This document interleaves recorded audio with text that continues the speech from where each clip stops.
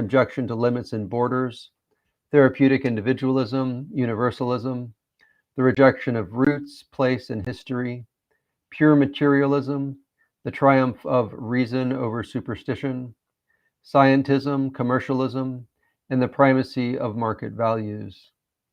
All of these go to make up the unseen and unquestioned value system within which we live, and to which we feel there is simply no alternative.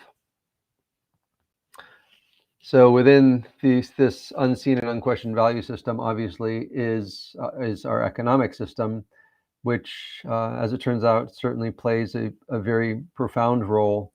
And so last week we began to consider the implications for Orthodox Christian faith of the capitalist economic system in which we find ourselves. We will return to these implications and to the capitalist value system, which replaced the pre-modern communitarian moral economy, which henceforth I will usually refer to simply as feudal later. Today, I'd like to begin to look more closely at the history of capitalism and how it came to replace pre-modern economic systems. One aside, there's something called distributism, which is a more modern idea. G.K. Chesterton wrote about it, as did other theorists. They were trying to find a response to capitalism, the negative aspects of capitalism that would be closer to what a Christian economic system might look like. Obviously, there are huge problems with communism. So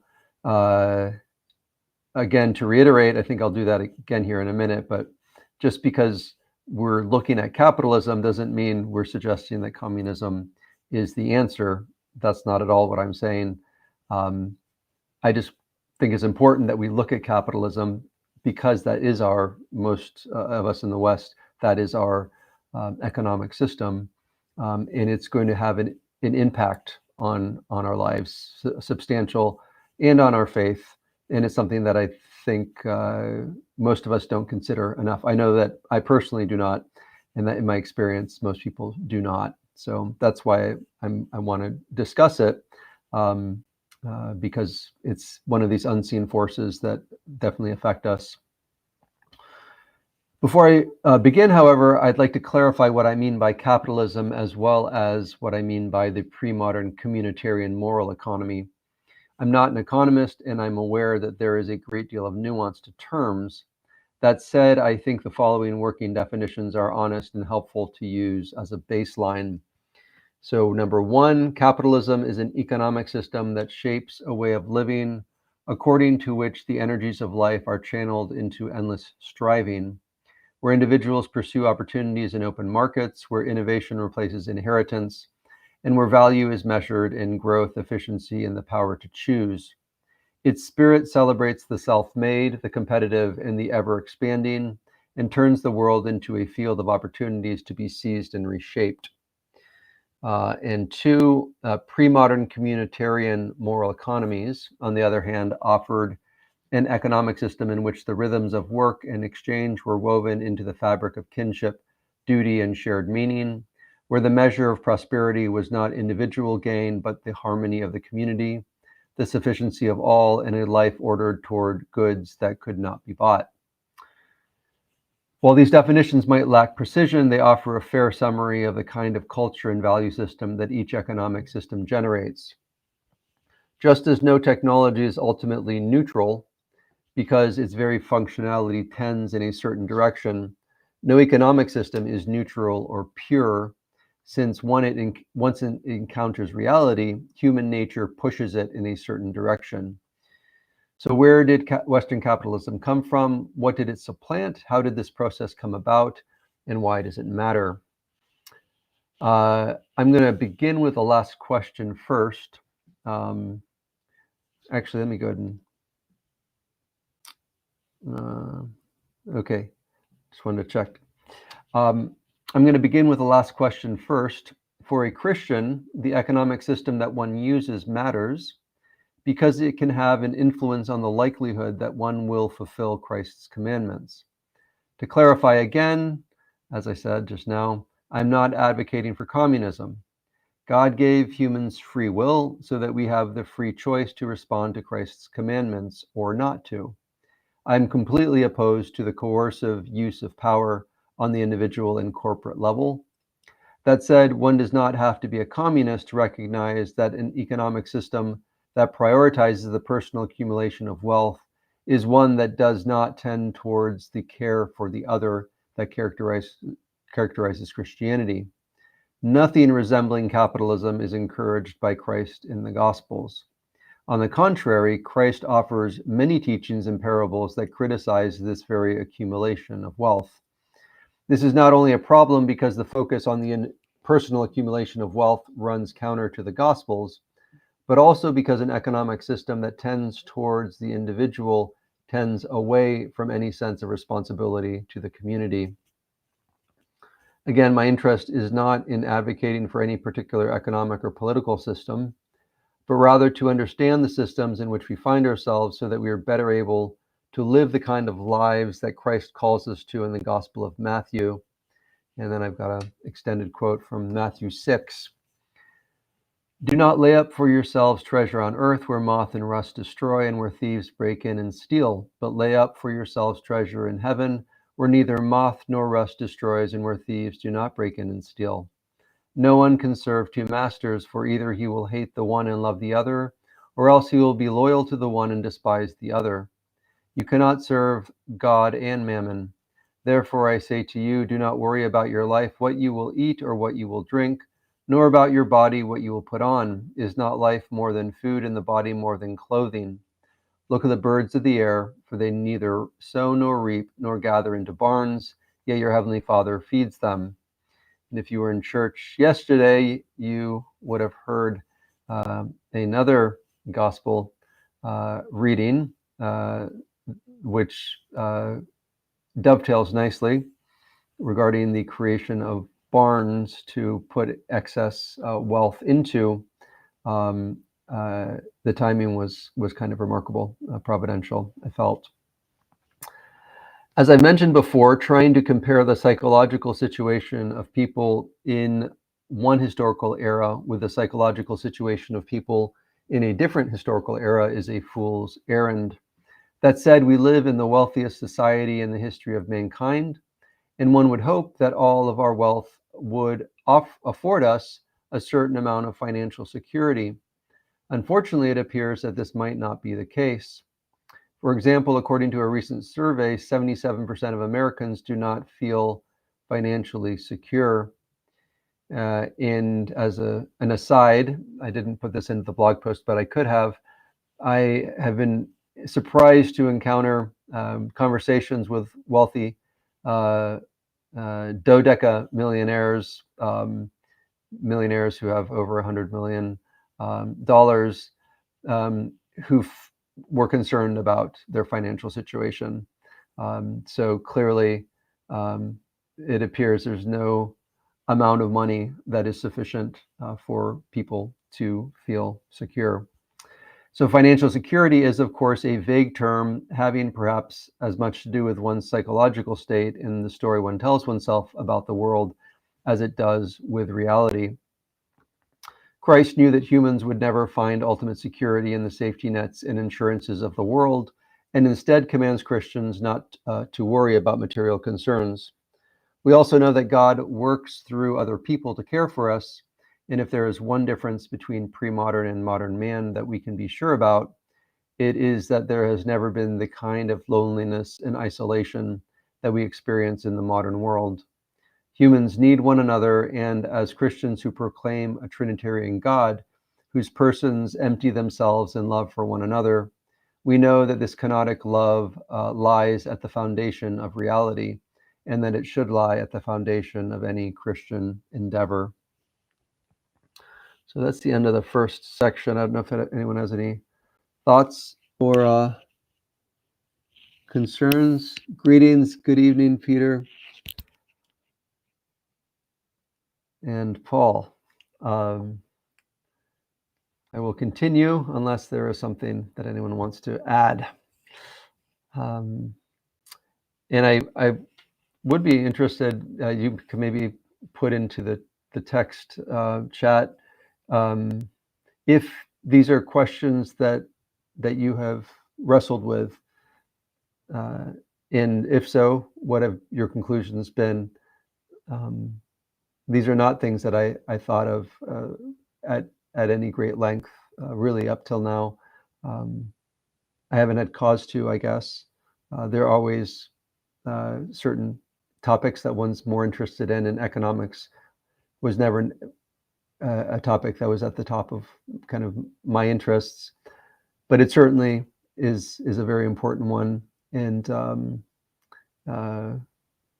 it became clear in reading Kingsnorth's book how central a role capitalism has played in the development of the world that we find ourselves in. So I think if we're going to understand where we're at and how we got here and what we might do better in the future, looking at economics is important. Which is why, this distributism of G.K. Chesterton is kind of interesting. And there's certainly other Christian economic theorists that have discussed these kind of things. And there's a new book actually by Dylan Powman. I'm hoping to reach out to him and maybe have a conversation with him about his book. You can find it at Ancient Faith. I can't recall the title. It has something to do with the common good, but it's essentially economic thought in its relationship to Orthodox theology. So getting back to my post, where did Western capitalism come from? What did Western capitalism supplant? How did this process come about? The roots of capitalism go back 1,000 years or so to the feudal era, when wealth was tied to land and status rather than to markets. Economic life was local and bound by custom, obligation, and moral limits. For example, the just price doctrine rooted in Aristotle and developed in the West by Thomas Aquinas. Trade existed, but merchants were usually at the bottom of the social ladder, and earning money through a market economy was looked upon with suspicion. This was at least partially because the merchant class was seen as not producing anything real, but instead capitalizing on arbitrage. That said, the seedbed of capitalism was being laid through the development of towns, guilds, and banking during the late feudal era. The earliest capitalist era began around 1400, along with the age of exploration, where both technological development and political incentives led to the development of expanded international trading networks. The necessity to raise capital to fund this exploration led to, among other things, the development of the joint stock company and bills of exchange, as well as other new financial tools such as insurance and double entry bookkeeping. The age of exploration inaugurated the first real international race for strategic advantage, which is something that will become a characteristic feature of the modern world. The arms race, the space race, the current artificial intelligence race. As power and wealth shifted away from the land and toward capital, the merchant class became increasingly powerful. And another aside, I didn't write about this, maybe I will in the future, but the incredibly catastrophic wars that we experienced, especially in the 20th century, but even prior, the Civil War, the French Revolution, the different religious wars in Europe. These were all, at least most of them, if not all of them, uniquely modern wars, especially the wars in the 20th century, because you never had, first of all, certainly the kind of technology, but also the kind of worldwide, that's why they were called, obviously, world wars. And you didn't have world wars prior because societies were not as connected. So because of the connection that was possible, made possible through the age of exploration, the opening up of markets. All these things can be tied back to, traced back to capitalism. Obviously, hasn't been all bad. Although even the good things that we get from it, there are certainly, it's a mixed bag, at least. So if nothing more than seeing that the things that we get is true of technology, it's true of all the things that we've created, really, there are obviously a lot of unintended negative consequences that we get, and we often don't appreciate them or can consider them because we think, well, there's no other option, and there always is another option.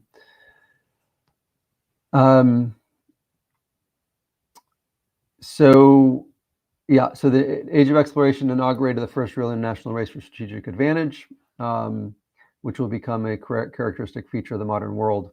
As power and wealth shifted away from the land and toward capital, the merchant class became increasingly powerful. In the book of Genesis, soon after Adam and Eve's expulsion from the Garden of Eden, we read about the rise of Babel in the construction there of a tower that was intended to reach to heaven. The history of humankind is replete with accounts of the rise and fall of empires, each of which develops through the centralization of power and wealth. The difference with the modern era is that ours is the first time that these developments have taken place on a global scale. As with the rise of ancient empires, it's worth pointing out that it was only because of the emergence of new technologies that the large-scale projects of the Age of Exploration became possible. So advancements in boat building, weaponry, and cartography in particular. The struggle for strategic advantage incentivized the increasingly connected nation states to centralize power and wealth so as to subsidize increasingly ambitious projects. At its root, technology is a lever, and I plan to address the spiritual consequences of this truth in a later installment. This idea of technology as a lever that enables humans to do things that they were previously unable to do. In the case of the economic system, as the competition between nation states ramped up, the size of projects, exploration, trade, warfare, etc., grew, which hastened the need for huge amounts of capital, which in turn hastened the development of a capital-based economic system. To compete with other nation states, governments increasingly spent money that they didn't have, which they borrowed from banks that continued to aggregate power and wealth. A great irony can be discerned in this historical development. It could be argued that the feudal system was undermined and ultimately destroyed so as to provide for the greater good. So as to protect itself from the ambitions of other nation states, each nation state needed to aggregate the wealth of its own people so as to keep itself from being enslaved by other nation states. By destroying the feudal system, however, the nation states enslaved their own people to the state, upon which every citizen would become increasingly dependent. So that is the blog post from yesterday. Good evening. Good evening. Good to see you. So in some ways, I feel like I'm just getting started. Each week as I'm reading and writing on this topic, I realize this is going to take more than a week's worth of writing. So I'm not in a huge rush. The study of Kingsnorth's book chronologically will continue on Thursday evenings, although not this Thursday because of Thanksgiving. So there won't be any engagement really in the next week or about next week with the book. The thematic study, I'm releasing those videos and those blogs on the Protecting Veil YouTube channel and Substack. And I haven't been doing a lot on the Protecting Veil channel in the form of vlogging. So this is a kind of a new endeavor. I will certainly continue to release videos from interviews and conversations, but I do plan to do more vlogging and writing on topics that bridge the gap between the church and the world, which is also my interest with Gadfly Academy. With Gadfly Academy, it's a little bit less explicit, less explicitly theological. And then certainly on the Protecting Veil channel, we'll be looking at theological topics. So we will continue to do that. It is 8 o'clock. If anyone has any thoughts, concerns, I'm afraid I might have upset a few people. I keep coming back to, the reality that just because one criticizes capitalism doesn't mean that one is necessarily that I am necessarily suggesting that we need to change our system or that there's a better system. I'm still figuring things out. I do think that it's important, if we want to understand our world, that we understand where capitalism came from, what its values are, and the more I consider it, the more obvious it seems that the value system is in large part antithetical to the gospel. Good night, Arlene. Good evening. Thanks for being here. So, but maybe it's the best that we can do. So we'll see. This is a conversation that I want to continue to have. I look forward to speaking with Dylan Palman because he is someone who has spent his professional life on this question as an Orthodox Christian, and he actually started a kind of like a think tank, an Orthodox think tank dedicated to Saint Nicholas Kavasilas, for the study of orthodoxy and social thought. Debt is the backbone of our system, not good. Right. Well, this is the in a sense, it's kind of a diabolic, if you zoom out and you look at the big picture, you can see before the age of exploration, you had these certainly warring groups, obviously Sparta and Troy, famously had their battles and stuff, but it was local, it was small, it was not global. And so the evil was bad. Even the Roman Empire, was compared to the American Empire, the Roman Empire was very modest. So, and then back then also, you had most people that lived out in the country and farmed and so on. So there was a great strength in local communities.